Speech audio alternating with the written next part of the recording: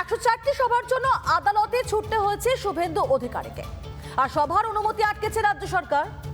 আদালত খুলেছে সেই গেরো।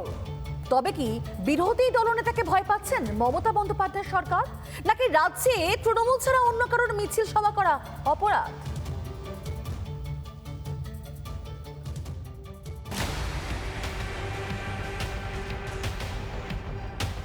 বারবার বাধা, সভার অনুমতি পেতে ভরসা কলকাতা হাইকোর্ট। এটাই তৃণমূল জমানায় নিউ নর্মাল। 2021-এর বিধানসভার পর থেকে শান্তিপূর্ণ সভা ও মিছিলের জন্য 104 বার হাইকোর্টে দ্বারস্থ হয়েছি। তৃণমূল ও দলদাস পুলিশ সভার অনুমতি দেয়নি। হাইকোর্টের কাছে মমতার প্রশাসন বারবার চড় খায়। এটা সরকার নয়, এক নায়কতন্ত্র চলছে। কোচবিহারে মিঠুন চক্রবর্তীর পরিবর্তন সভার অনুমতি নিতেও বিজেপিকে ছুটতে হয়েছিল আদালতে।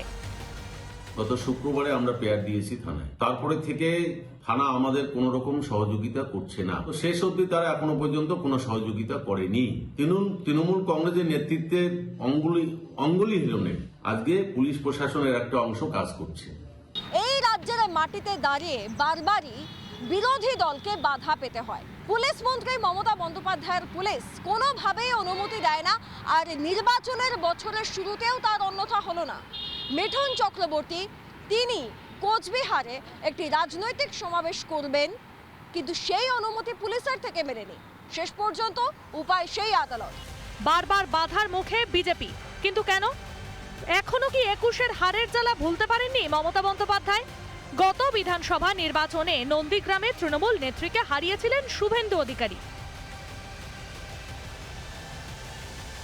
শেষ পর্যন্ত হেরোর তকমা গায়ে সেঁটে মুখ্যমন্ত্রীর কুর্সিতে বসেছিলেন মমতা। মুখ্যমন্ত্রিত্ব টিকিয়ে রাখতে সেফ সিট ভবানীপুরে উপনির্বাচন করান, সেখানে জিতে আসেন। মমতা ব্যানার্জিকে নন্দীগ্রাম মেদিনীপুরের লোক 1-9-5-6 ভোটে হারিয়ে ব্যাক টু দি প্যাভিলিয়ন করে দিয়েছে। তাই মমতা ব্যানার্জি যতদিন রাজনীতিতে থাকবেন তাকে শুনতে হবে 21-এর সাধারণ নির্বাচনে আপনি হেরেছিলেন, তাই আপনি রেগুলার চিফ মিনিস্টার নন, কম্পার্টমেন্টাল চিফ মিনিস্টার। মমতা বন্দ্যোপাধ্যায়ের মনে এখনো দগদগের সেই স্মৃতি। তবে কি শুভেন্দু অধিকারীকে ভয় পাচ্ছেন মামাটি মানুষের নেত্রী? শুভেন্দু অধিকারীর কাছে 2021-এ ভোটে হেরে যাওয়ার পর ওই যে তৃণমূলের বুকে ব্যথা শুরু হয়েছে, বিশ্বাস করুন কোনো অ্যান্টাসিডে ওই বুকে ব্যথা কমেনি। তাই স্বাভাবিকভাবে শুভেন্দু অধিকারী কোথাও সভা করতে যাবেন, সেটা করতে দেওয়া যাবে নাকি? সব জায়গায় আটকে দিতে হবে। এটাই হচ্ছে তৃণমূলের নীতি।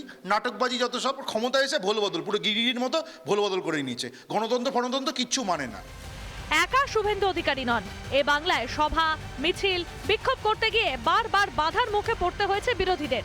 অরাজনৈতিক সংগঠনকে হকের চাকরির দাবিতে পথে নামলে পুলিশের লাঠি ঠোঁটে শিক্ষকদের পেটে। পড়শি দেশে হিন্দু নিধনের প্রতিবাদ করলে সনাতনীদের পিছে পড়ে লাঠি। আরএসএস এর শতবর্ষ অনুষ্ঠানেও গাত্রদাহ প্রশাসনের। অনুমতির জন্য সংগঠনকেও ছুটতে হয় আদালতে। এই রাজ্যেই ধর্মতলায় রাস্তা বন্ধ করে তৃণমূলের 21শে জুলাই পালন হয়। মমতা ব্যানার্জির দুধেল গাইদের তাণ্ডবে স্তব্ধ হয় ধর্মতলা। তখন তো আপত্তি করেন না মমতার প্রশাসন। কেন মাননীয়া? এই বাংলায় কি তৃণমূল ছাড়া বাকিদের আন্দোলন করা অপরাধ? এই বাংলা কি তৃণমূলের পিতৃপ্রদত্ত সম্পত্তি? রিপাবলিক বাংলা। নানা ধরনের কন্টেন্ট দেখার জন্য লাইক করুন, শেয়ার করুন আমাদের ফেসবুক পেজ, সাবস্ক্রাইব করুন আমাদের ইউটিউব চ্যানেল। পাশাপাশি অন্যান্য ব্রেকিং নিউজের জন্য অবশ্যই চোখ রাখুন রিপাবলিক বাংলায়।